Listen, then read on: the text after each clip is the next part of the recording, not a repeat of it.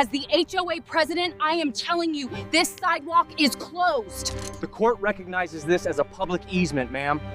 At 7:06 a.m. on May 3, 2024, I walked up with a steaming coffee and froze.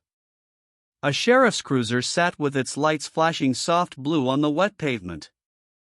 The air was cold enough to sting my nose, and the whole sidewalk in front of my courthouse steps office was blocked by a brand new chain link fence. Fresh asphalt smell mixed with sharp metal, like someone had just built a cage overnight. A big orange sign was zip-tied to it, private property. No trespassing. My front door was behind that fence. My clients were already texting me from their cars, and I could see people in suits stepping around the mess like it was normal. I tried the gate. Padlocked. I looked at the deputy and said, "Is this a joke?" He just shrugged and told me the HOA called it in as a trespass issue. That was the moment I realized this wasn't a misunderstanding. This was personal. The fight was exactly what the title says. HOA fenced off the sidewalk in front of my courthouse steps office, then I pulled the easement. It started because I rent a tiny office by the courthouse steps, and the HOA across the street hates anyone who isn't one of them. Their president, a woman named Marcy, had the haircut and the smile that never reaches the eyes. I called her right there, breathing fog into my phone, and she answered like she was bored. I told her she blocked my entrance and the public sidewalk. She said it's our sidewalk now, and you people need to learn boundaries. When I asked what people she meant, she went silent for half a second, then said talk to the board. I tried. I emailed. I left calm voicemails. Neighbors walked past fast, eyes down, like they didn't want to catch the HOA's attention. By noon, my patience was gone. I wasn't going to hop the fence or cut locks. I wasn't going to scream in the street. I promised myself I would use proper channels only, because that's how you win against people like this. I went back inside through the side alley and started documenting everything. I took photos from 3 angles. I recorded a video of my blocked entrance at 12:14 p.m.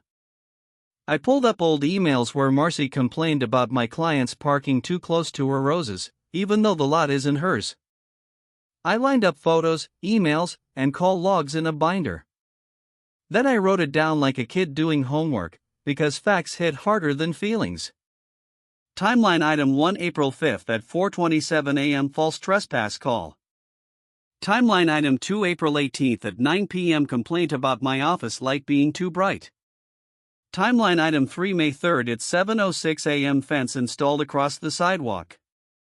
That evening, I made one more polite try. I went to the HOA clubhouse meeting at 6:30 p.m. and sat in the back like a normal adult. The room smelled like fake lemon cleaner and burnt coffee. Marcy sat at the front with a smug little gavel she clearly practiced using. I stood when they opened the floor and said I need access to my office, and this fence blocks the public walkway. Marcy smiled at the room and said you can use the back like everyone else. Someone coughed. Nobody spoke up. I said the sidewalk connects to the courthouse steps. That's not a private driveway, it's a public path. She waved her hand like I was a fly and said prove it. Then she added, loud enough for people to hear, I'm tired of his clients hanging around. A few homeowners stared at the table. One lady mouthed sorry at me without making a sound. That's when I knew they were scared of her too.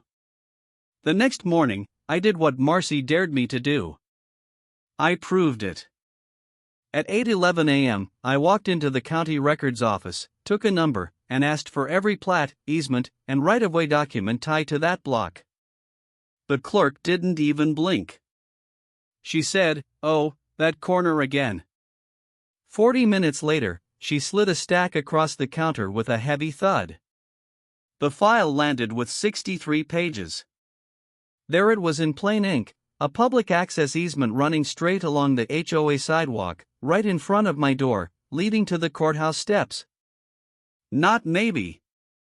Not sort of. It was a recorded easement older than Marcy's attitude. I also asked for police call history tied to my address and theirs.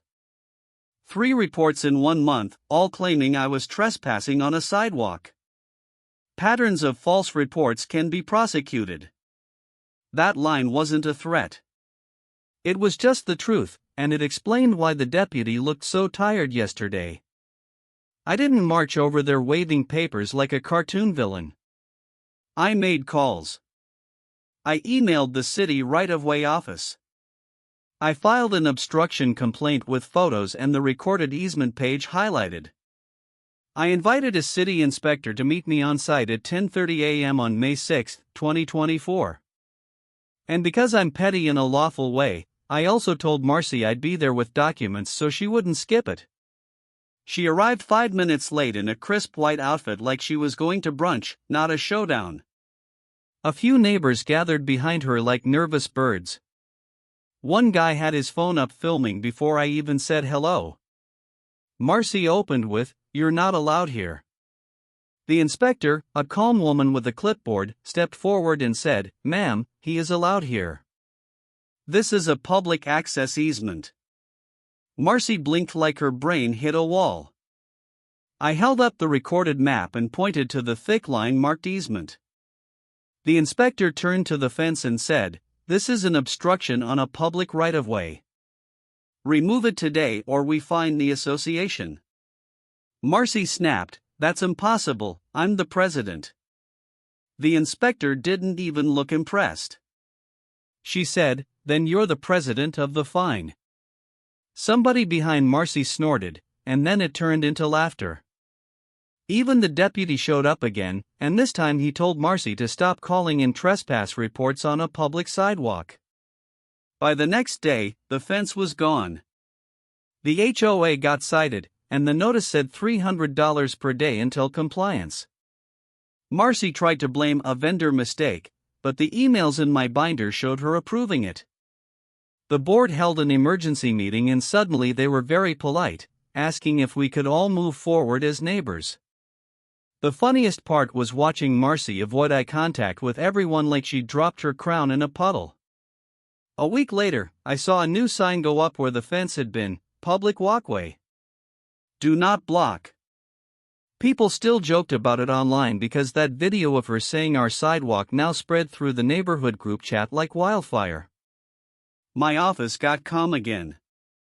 Clients could walk in without climbing around metal like it was a prison yard. And one afternoon, the older lady who mouthed sorry brought me a little plant for my window and whispered, "Thank you for standing up." I smiled and told her, "Next time, we stand together." Please follow for more HOA showdowns like this. Do you think she got what she deserves? Comment below.